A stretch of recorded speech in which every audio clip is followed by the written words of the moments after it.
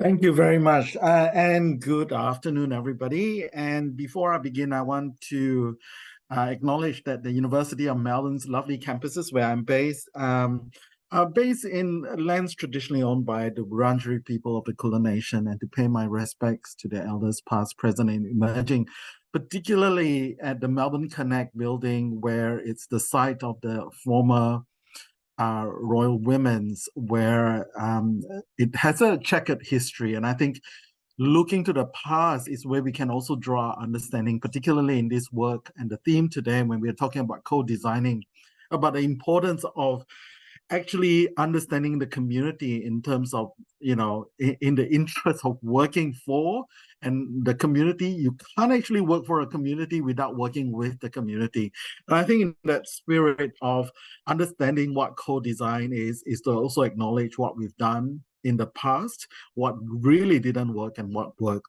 So really, when I'm talking about co-design, I really am exploring it from a more this presentation is less, I guess, practical and reporting on a particular project. It's more across a range of projects that I've done. And just to share with you some guiding principles in terms of understanding co-design. And originally I had focused on intersectionality as well, which I will still talk about, and why it's so important to consider the concept of intersectionality in our work on co-design. So thank you for joining me. I can see that there are still a number of you. So let's go. The first idea is that, as you have heard from a lot of the speakers today, co-design is a very important approach. However, co-design is more than a process. I think this is really important because a lot of early career researchers tend to take on co-design as a great idea, and this is how we do it. But it's more than just a process. I think that it's also important to understand that co-design fundamentally is about co-creating meaning. And co-creating meaning, and the reason why I talk about meaning, it's because what we say and what others say may mean something different to a different group of people. So even when you have a co-design process, when your respondents and your co-designers are telling you something, if we do not carefully explore our frame of reference, we may be misinterpreting their meaning. And this is particularly important for early co-designers, because one of the challenges is that when somebody tells you something from their lived experience, and if you do not come from the lived experience, it is entirely feasible for us to actually misinterpret what it is that they're telling us. So you hear from a number of speakers today talking about the importance of reflecting, and thinking if we've understood the co-created meaning. In the same way, the questions that we ask can mean quite different things to people who have come to our co-design workshop. And so checking for meaning and understanding is absolutely crucial when we are thinking through the work that we're doing in this space. Okay. The next part is that when we are talking about co-creation, we should also understand state of mind. And I'm going to talk a little bit about state of mind.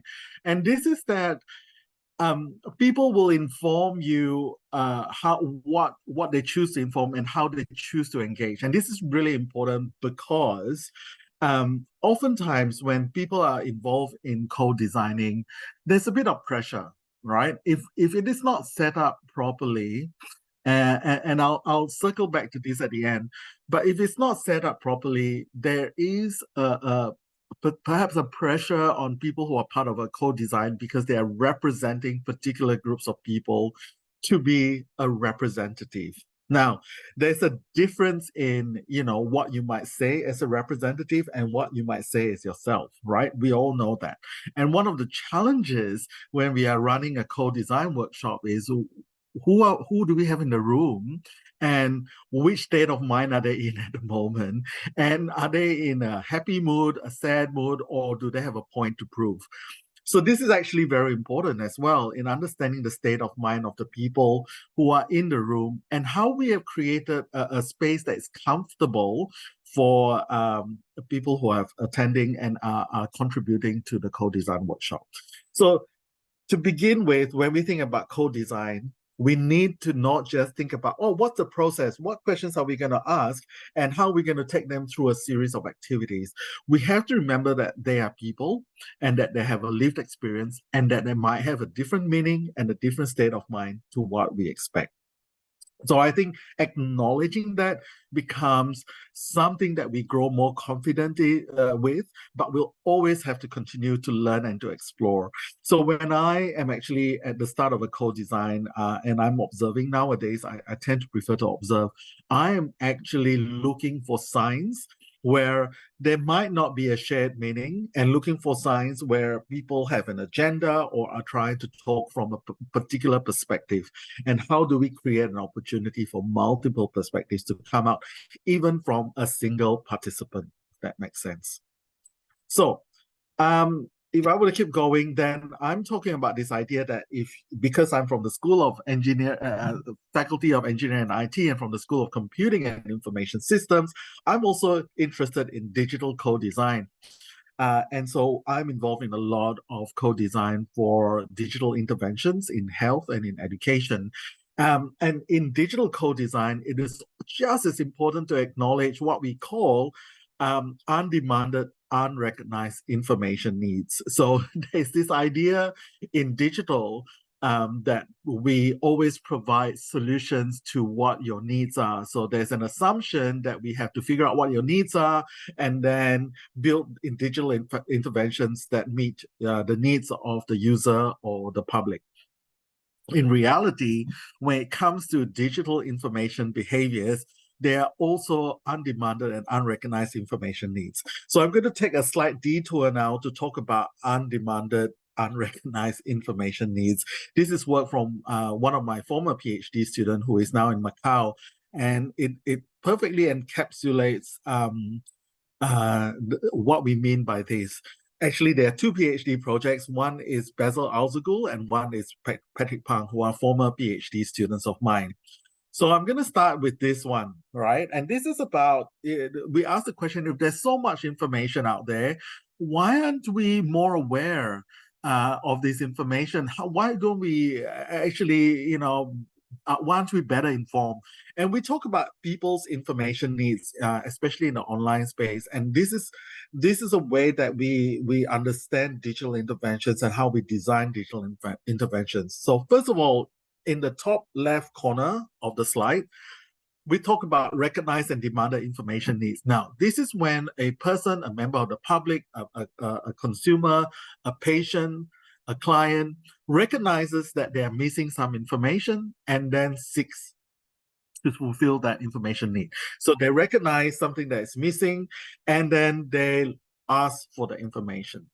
The second group is actually the recognized and undemanded. That means they recognize that they're missing some information, but they would prefer not to find out, right? People do have that state of mind as well. The bottom left is unrecognized but demanded. So they're looking for information, but it's unrecognized because they're not quite sure, particularly in health, what is the information they should be looking for. So these might include not knowing the keywords, not knowing where to begin, but they know that they're missing something. And finally, the unrecognized and undemanded information needs. And we know in health that a lot of people have unrecognized, so they don't know the keywords, they don't even know they should be aware, but they're not even interested in looking or exploring. So when we are talking about digital intervention and co-designing for digital interventions, we always have to think about all these four groups of people. And your state of mind, if I were to use the state of mind analogy, is not going to remain constant. So if you recognize yourself as a red, you're not going to be there all the time. If you're really super tired and all that, you might move to green. Or if you're in a bad mood, you might move to the bottom right corner as well. So in any situation, the reality is that any member of the public or a consumer group can move between these four groups. But when you are designing a digital intervention, for example, you have to be able to try and reach as many of these groups all at once with that one intervention. So when we are asking questions, we also have to recognize what they may not be asking for right now, which they might ask for in the future, without being without trying to overload the information that they need as well. So this is quite tricky in a sense. So this is why co-design workshops become very important when we are getting a swath of information from the community we're doing research with. The second lot is another matrix that I want to share with you all. And this is equally important in digital intervention. And this is about, even when they're at your website, they've all become, curious and interested.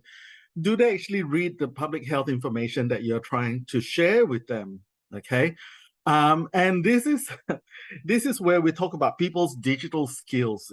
Extensive research versus basic research means whether they have the ability to click through and find information online, or do they primarily rely on being fed information.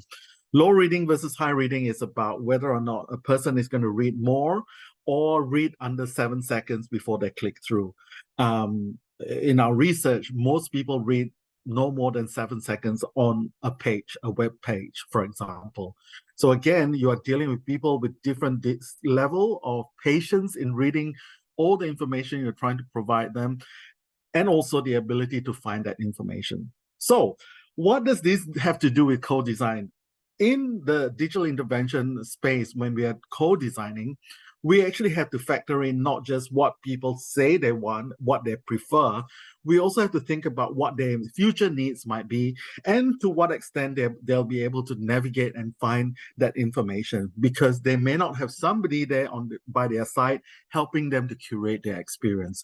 So when it comes to co-design, we really have to explore and not so much predict, but be aware that there's a range and there's a diversity of information behavior that people might engage in the one platform that you are providing for them, right?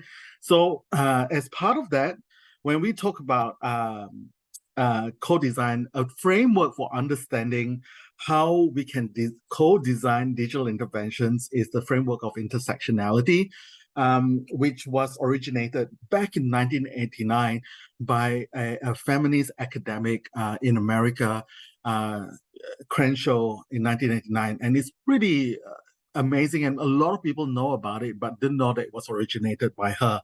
And it's talking about the fact that that most people have many parts and aspects of their identity. And this is everything from social, political, cultural, identities, that you are not just one identity, but that you are a sum of all your identities and intersects, and it creates contexts and situations which may lead to some sort of discrimination or privilege. It is just as important to acknowledge the privilege as it is to acknowledge the disability is associated with the discrimination, but it's just as important to understand the privilege that some people have as a result of it.